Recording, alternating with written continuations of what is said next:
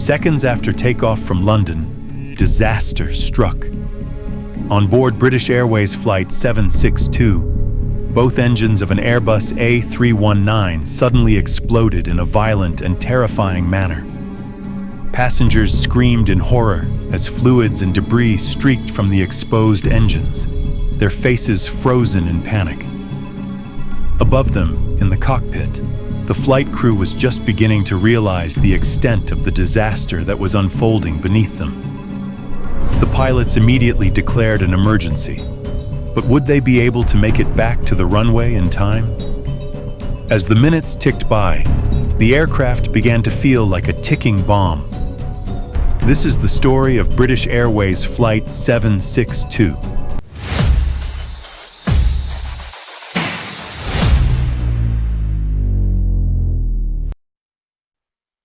On the morning of May 24, 2013, at London's bustling Heathrow Airport, a British Airways crew assembled for their first flight of the day.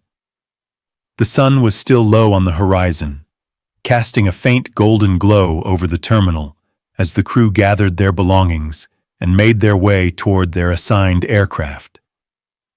The aircraft, a seasoned 11-year-old Airbus A319, was scheduled to take passengers to Oslo, the capital city of Norway.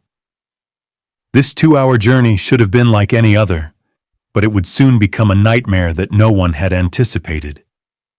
The captain, at the helm of this flight, was 50 years old and had an impressive 12,500 hours of flying experience under his belt. Half of those hours were spent piloting Airbus aircraft, and he had a long and distinguished career with British Airways. He was someone who had joined the airline at the age of 18 as an engineering apprentice before training to become a pilot. He had flown numerous aircraft during his career, including the Boeing 737 and 757, before transitioning to the Airbus A320 family. His years of experience were meant to prepare him for any challenge, but nothing could have prepared him for the crisis he was about to face. The first officer was a younger man at 33 years old. With over 5,000 flying hours, he was still relatively new to the A320 family, having spent about 4,000 hours flying these particular aircraft. He had joined British Airways 6 years earlier, bringing a fresh perspective and enthusiasm to the team. The two pilots had worked together on numerous flights, and despite the challenges they faced every day, they had built a bond of trust that would prove essential in the coming moments.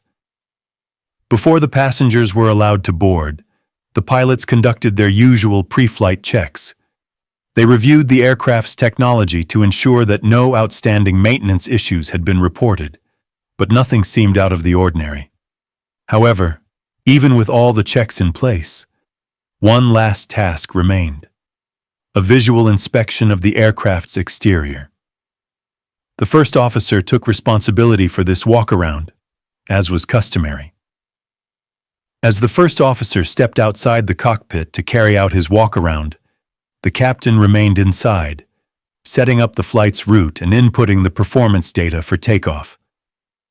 This routine was as familiar to him as the back of his hand. The Airbus A319, although newer and more advanced than the aircraft he had flown earlier in his career, still operated within a system he understood well. It had a fly-by-wire system that controlled the aircraft via electrical signals, eliminating the need for traditional cables and pulleys. While this technology had undoubtedly increased safety, it also added complexity, as had been proven in previous aviation accidents. Meanwhile, the first officer, clad in his high-visibility jacket, walked around the aircraft, inspecting the engines and wings. He was thorough in his checks, but was unaware that a glaring issue was waiting to be discovered. As he moved along the side of the aircraft, he noticed nothing unusual. The aircraft appeared to be in good shape. There were no signs of damage or abnormal wear. Little did he know, a small but critical mistake had already been made. Back in the cockpit, the captain was preparing the plane for its journey.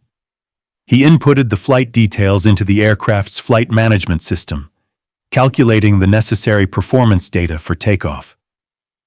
The aircraft seemed ready for departure, its technology up to date. The captain felt confident, as did the first officer, that they had completed all the necessary procedures.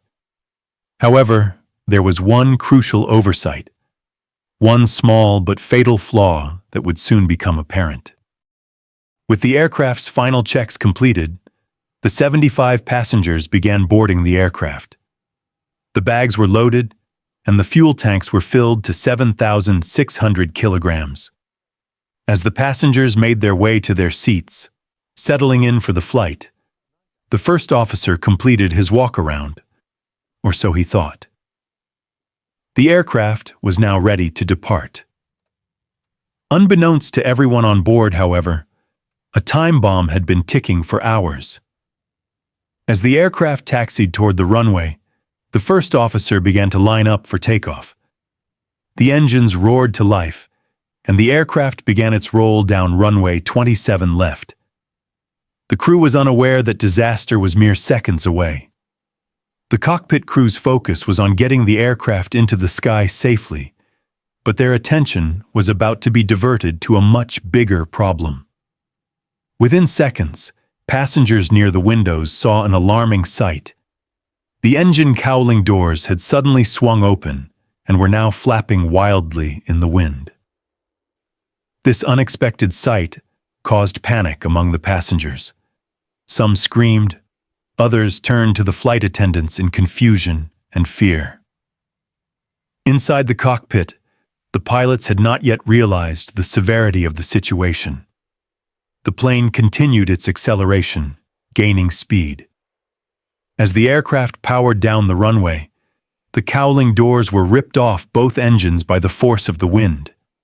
They crashed down onto the runway, tumbling behind the aircraft. Despite the violent separation of the engine cowling, the first officer, now lifting the plane into the air, remained oblivious to the unfolding catastrophe. It was only after the plane had ascended that the gravity of the situation started to become clear. As the engines struggled to function without their protective covers, the cockpit crew received their first indication that something was wrong. A radio transmission from another aircraft, awaiting takeoff, warned that debris was littering the runway. This was the first sign that the aircraft's engines had sustained catastrophic damage. The pilots, now aware that something had gone terribly wrong, began to assess their options. In the cabin, the flight attendants were doing their best to calm the passengers, who were in a state of near panic. With each passing second, it became increasingly clear that the aircraft was not functioning as it should. The flight attendants tried to reach the cockpit through the intercom to inform the pilots of the growing panic. But in the cockpit, the pilots were too busy to respond. They had more pressing concerns to deal with. As the plane climbed, the first officer engaged the autopilot at 1,100 feet, a normal procedure for stabilizing the flight. However, as soon as the autopilot was engaged, the auto-thrust system failed.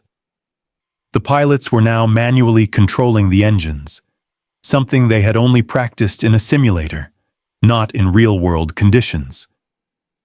Although this was more of an inconvenience than a disaster, it was an early sign that the situation was more complicated than it appeared. Despite the growing number of issues, the pilots remained focused. They checked the engine instruments and found that the engines appeared to be working normally. As they climbed to 6,000 feet, the altitude specified for the departure routing, they thought the worst was over. They had no way of knowing that this was only the beginning of an even greater series of challenges. As the plane continued its climb out of London, a barrage of warnings appeared on the aircraft's central display, known as the ECAM. The first of these messages indicated that the aircraft's computers could no longer calculate the engine thrust in the usual way. They would have to revert to a more basic system to continue functioning. The captain, somewhat confused, followed the computer's instructions, switching the engines over to a backup mode known as N1 mode. What he didn't know was that this problem was a direct result of the engine cowling doors being ripped off during takeoff. As the aircraft passed through the suburbs of London, the situation began to spiral out of control. The first officer was now dealing with a cascade of technical failures. The aircraft's hydraulic system, a crucial component of the plane's control systems, had failed. One of the hydraulic systems, the yellow system, had run completely dry. This loss of hydraulic power meant the pilots could no longer rely on some of the plane's wing spoilers, reverse thrust on the right engine, and the flaps were functioning more slowly than usual. Inside the cabin, passengers had no idea what was happening. They could feel the aircraft struggling to maintain control, but the flight attendants had been instructed not to reveal the full extent of the situation. The pilots, on the other hand, were working rapidly through the emergency checklists, trying to figure out what was still working and what had been damaged beyond repair.